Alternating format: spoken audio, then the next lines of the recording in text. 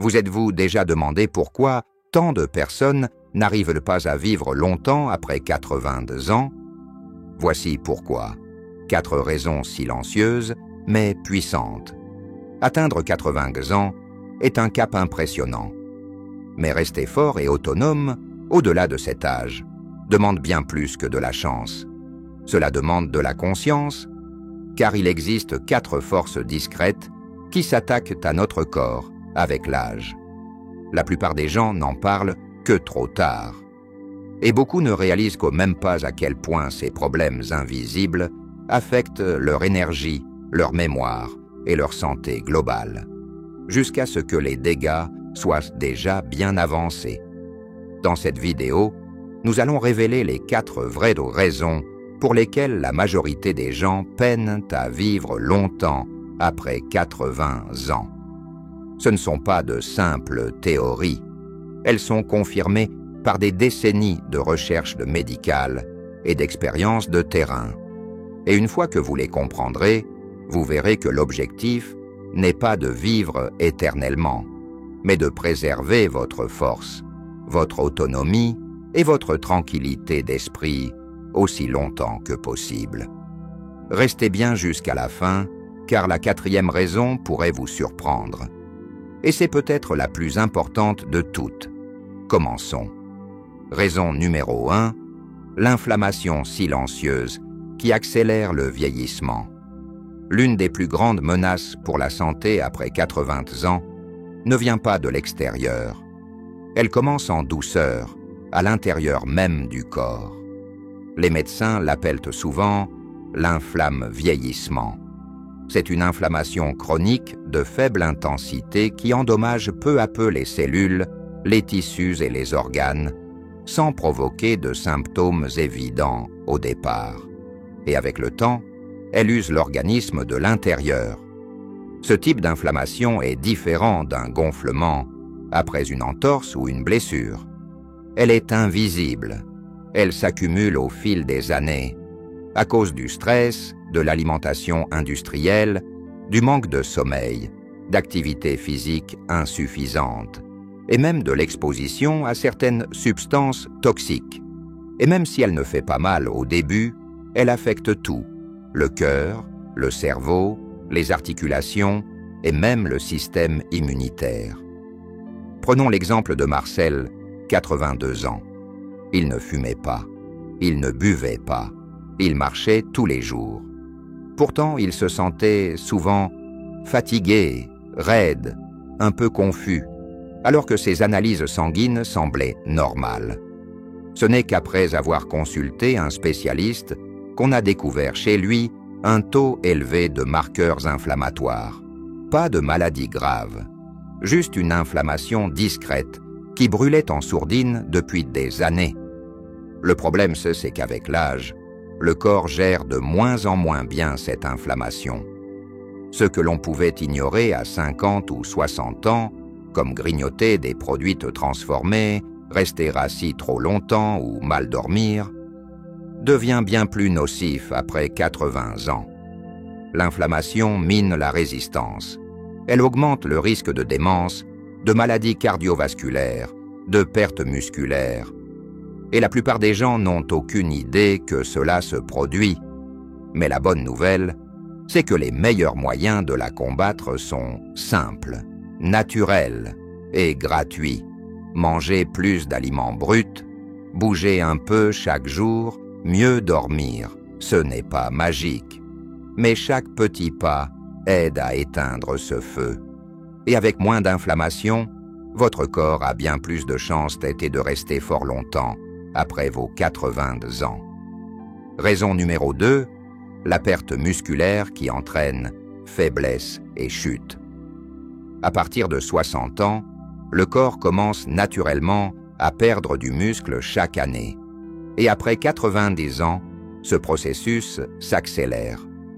Cette perte progressive de force s'appelle la sarcopénie. La plupart des gens ne s'en rendent pas compte tout de suite. Elle ne commence pas par de grands bouleversements, mais par des petites choses. Avoir du mal à ouvrir un bocal, se relever plus lentement d'une chaise, Évitez les escaliers parce qu'ils semblent soudain un peu plus durs.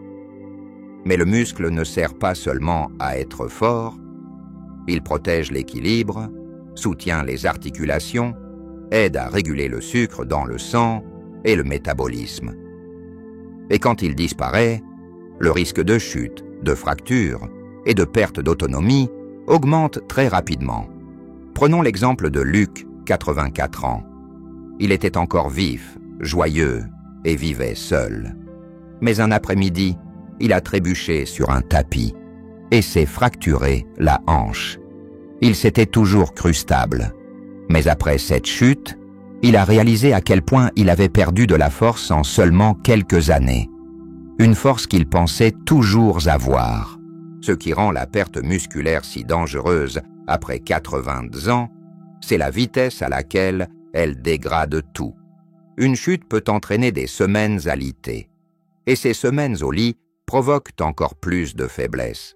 Puis viennent le déambulateur, la perte de liberté et la lente disparition d'une vie autrefois active. Mais cette perte n'est pas une fatalité. Elle peut être ralentie, voire inversée.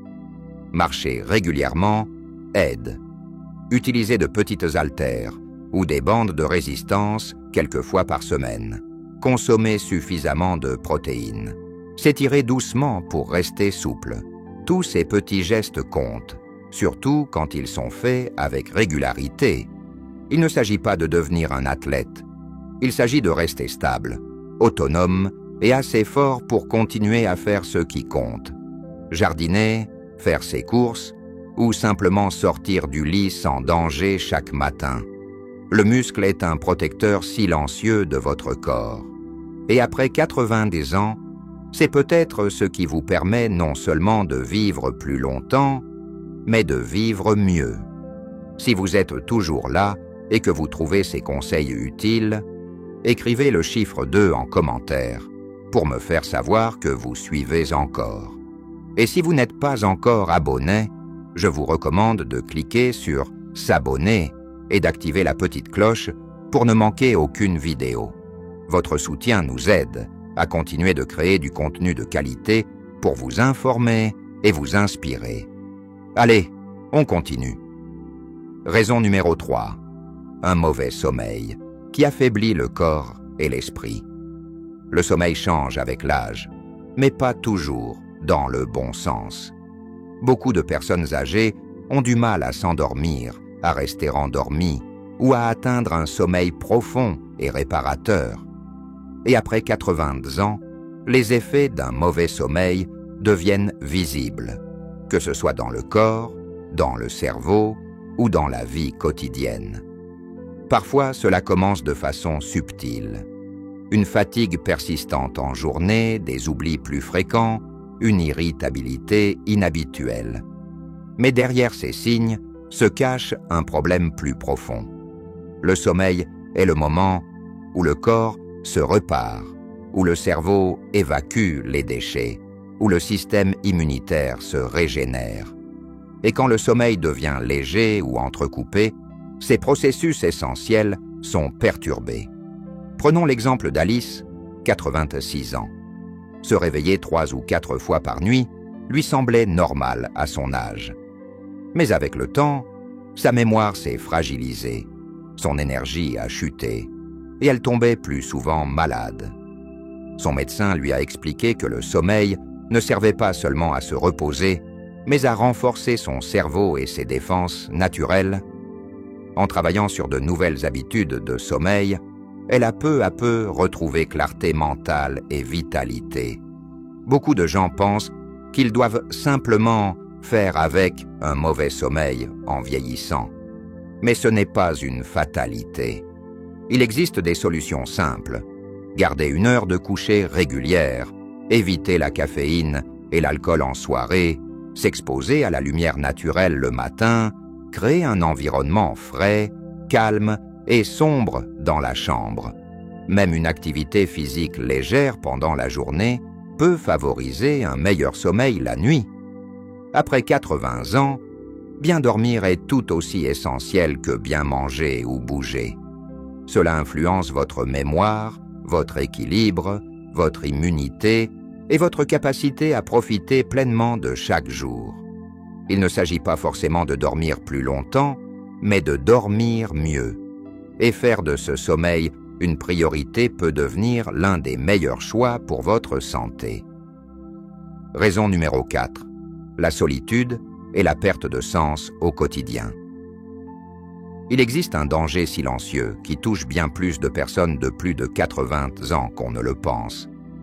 Ce n'est ni un virus, ni une maladie. C'est la solitude. Et elle ne fait pas que peser sur le cœur d'un point de vue émotionnel. Elle affaiblit aussi le corps, physiquement. Des études ont montré que l'isolement social et la perte d'un but au quotidien peuvent raccourcir l'espérance de vie. Davantage que certaines maladies chroniques.